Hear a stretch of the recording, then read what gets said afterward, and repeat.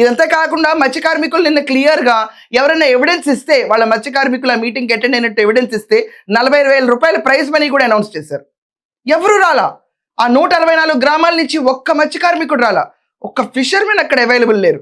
కానీ జగన్మోహన్ రెడ్డి మాత్రం ఏదో పెద్ద పెద్ద మీటింగ్కి వచ్చానన్నట్టు ఎక్స్ప్రెషన్, దాంట్లో ఒక ఫెయిల్యూర్ ఫేస్. ఇదంతా పక్కన పెడితే జగన్మోహన్ రెడ్డి చంద్రబాబు నాయుడుకి వార్నింగ్ ఇస్తారంటే ఎయిటర్ అది వేయండి ఒకసారి, అండ్ టీడీపీ వాళ్ళ రియాక్షన్ కూడా వేయండి. చంద్రబాబు నాయుడు గారిని గట్టిగా వార్నింగ్ కూడా ఇస్తా ఉన్నా. కళ్ళు మూసి తెరిచేసరికే మరో 3 ఏళ్ళు అయిపోతుంది. వచ్చేది వైఎస్ఆర్సీపీ ప్రభుత్వమే.